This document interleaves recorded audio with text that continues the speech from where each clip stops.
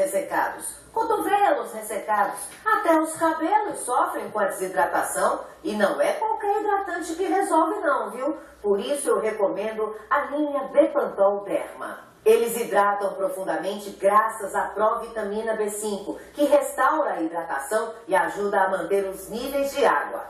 Esse aqui é o creme, para você usar naquelas áreas mais ressecadas da sua pele. Aquelas que precisam de uma hidratação especial, sabe? Como cotovelos, joelhos e calcanhares. O solução é para os cabelos. Pode usar tanto neles molhados quanto secos, para recuperar a saúde dos fios. E o regenerador labial tem ação hidratante e antioxidante para lábios ultra saudáveis. Ah, gente, eu não arrisco a minha saúde com qualquer produto.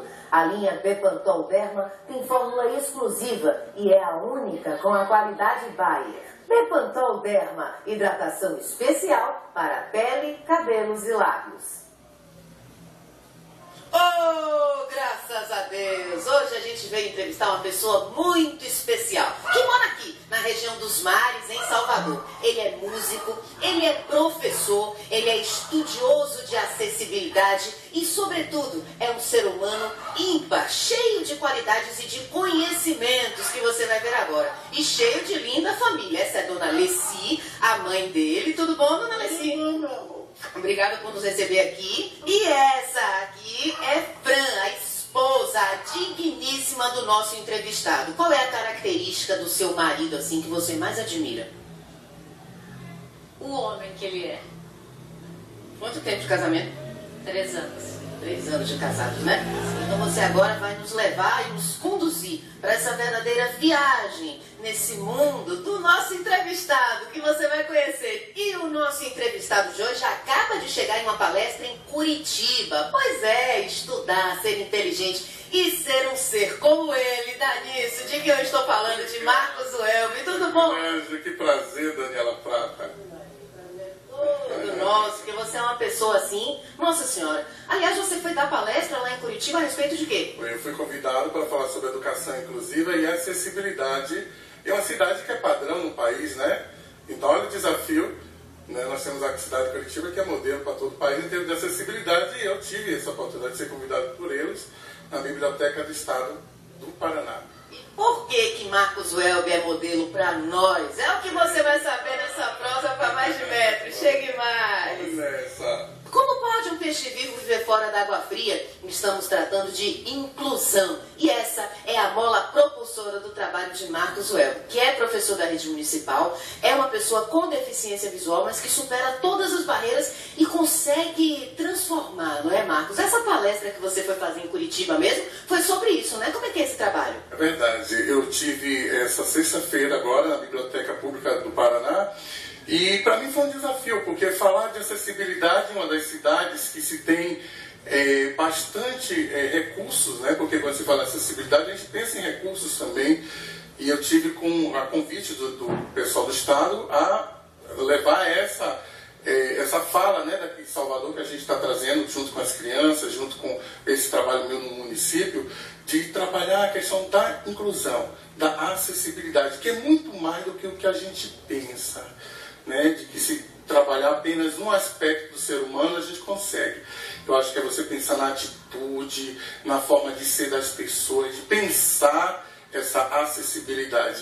E nada melhor, né, do que a gente trazer a música como esse grande veículo, né, de comunicação para dizer que o mundo pode ser muito mais acessível, muito mais inclusivo. Aliás, você dá aula de música para as crianças, né? Qual a faixa etária que você ensina? No município, a gente tem as crianças de todo o Fundamental 1, que seria as crianças do 1º ano ao 5º ano. Então, tem crianças de 6, 7, 8, até 10, 11 anos aí. E deve ser uma troca para elas, assim, muito legal. Porque, além de tudo, o Marcos, para quem eu conheço de perto, ele tem uma energia, uma força muito grande. E eu sei que muitas das crianças, às vezes, têm muitas dificuldades no seu dia a dia, na sua vida. É uma maneira até de dar uma força para elas, né, não? A questão que a gente tem acompanhado no dia a dia é que essa questão, às vezes, social, cultural, a gente precisa estar atento o tempo todo. E quando eu vejo aquelas crianças precisando de um repertório novo, de uma canção nova, de uma canção que tire elas de um certo espaço e leve para uma outra realidade, uma realidade de um mundo mais humano, de sentir o toque, de sentir digamos, a união, o carinho um com o outro. E aí, quando você trabalha a inclusão, você dá essa oportunidade. Mesmo que naquela sala não tenha nenhuma criança com alguma dificuldade aparente. Mas ali você já trabalha para elas estarem prontas para receber o coleguinha que chega com dificuldade de aprendizagem, com alguma deficiência. Então, a gente prepara esse ambiente. Porque isso é uma sociedade inclusiva. Não é esperar a pessoa com deficiência chegar. É deixar tudo prontinho, porque se a hora a pessoa se matricular e entrar naquele curso, ela vai ter essa oportunidade de receber um ambiente todo preparadinho para ela. Agora, veja só, Marcos, quando você ainda era criança, você perdeu a sua visão, né? Ele conta a história, tomou uma bolada, não foi? E daí pra frente, foi nesse ponto que você começou a pensar nisso? Quando é que despertou e como é que foi essa labuta no início? Porque você ensina para as crianças e você também era criança nessa época, né? Verdade. É curioso, Daniela, porque, assim, como nós, seres humanos, somos contextualizados em nosso tempo e nossa história. Então, naquela época, não tem tanto tempo assim, né? Não vamos falar da idade, né? Quando eu perdi a visão, eu tinha 12 anos e naquele momento não se tinha tecnologia tão presente como se tem hoje os computadores. Hoje eu dou aula com o Data Show, hoje eu dou aula com o computador todo adaptado, o celular adaptado. Mas naquela época só tinha a reglete, né? Que é aquela coisa que escreve o braille, né? Aquela forma de escrever tátil. Então, hoje, o que eu trago dessa trajetória, que foi uma trajetória assim, toda construída em cima de contextos históricos, né? Primeiro a reglete, depois o computador, enfim, essa realidade eu trago um pouquinho do que as crianças hoje não têm. As crianças hoje estão tudo no touch screen, as crianças hoje estão no mundo virtualizado. Então elas esquecem das músicas folclóricas, da coisa cultural. E então eu digo, olha, aqui eu vou por esse caminho. E elas entendem perfeitamente, aposto. Perfeitamente. Porque, na verdade, eu busco trazer uma linguagem áudio, mas também visual, né? Quando a gente traz a Libras, que é a linguagem de sinais, eu trago a ideia de que a gente pode se comunicar através de outras expressões que não é só a fala. Então, como as crianças hoje estão muito no computador, né? Só escreve 2 letras e já se comunicou, elas estão perdendo muito esse poder da fala, da oratória. Então, olha que coisa bacana. Aí eu trago a expressividade corporal. E da expressividade corporal eu trago a poética, né? Que é a música, a letra. E aí a gente vai tentando tirar um pouquinho, né? Porque a tecnologia é boa, mas ela tem que saber ser bem utilizada.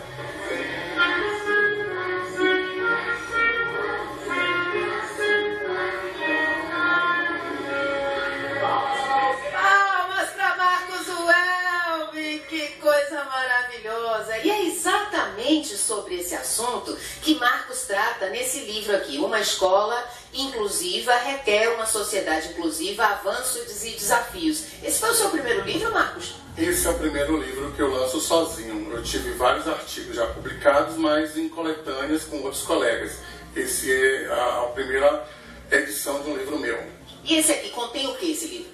Esse livro, ele faz um passeio um pouco do que a gente tem trazido nessas palestras, né? Essa palestra que eu tive agora em Curitiba, que a gente levou com o título de Palestra Show, porque eu aproveito para tornar um tema muito mais envolvente. A gente trabalha as questões baseadas em algumas canções que eu escolho da minha autoria e outras não da minha autoria, mas com o mesmo propósito de fazer o link com as falas.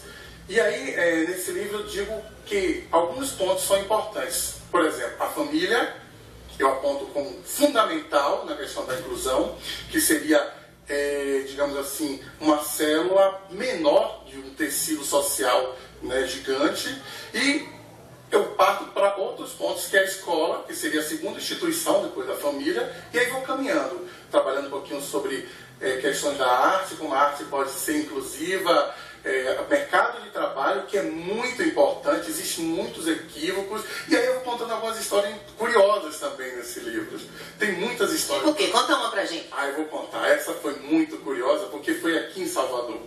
E aí, o interessante quando eu trago essa fala é que eu aponto o seguinte: às vezes as dificuldades, elas se tornam maiores porque você vai ter um choque de limitações. Então, eu estava andando na estação da Lapa, né, a estação de transbordo conhecidíssima aqui na cidade, e tranquilamente, como eu costumo andar, né, utilizando a minha bengala, em direção à escada rolante. E uma senhorinha me pega no braço: meu filho, volte, não vai. Eu disse: pronto, a Lapa vai cair agora. Aí eu disse: o que foi, minha senhora, que aconteceu? Ela: não, é que eu tenho medo de subir escadas. Minha senhora obedeceu, licença, e subi a escada. Então ela projetou o medo dela para mim, achou que eu não deveria subir também. O que as pessoas devem fazer? Às vezes a pessoa vê uma pessoa com deficiência e fica sem saber como agir, sem saber como ajudar. Qual é a regra inicial? Eu acho que assim, a primeira iniciativa seria a saudação, né, boa tarde, e depois saber se a pessoa realmente precisa de orientação. Você está precisando, por favor. Você pergunta: precisa de ajuda? Exatamente, está tudo bem? Precisar de algum auxílio? Porque às vezes a pessoa está muito bem situada, muito bem localizada, né? Mais bem localizada, aliás, do que quem está enxergando com os olhos. Porque não se engane, os olhos às vezes eu acho que até anuviam a mente, sabia? É sim. E aí eu trago uma palavrinha nesse livro, que é um dos capítulos, que é alteridade. Que aí eu trago um pouquinho mais do lado do professor falando, né?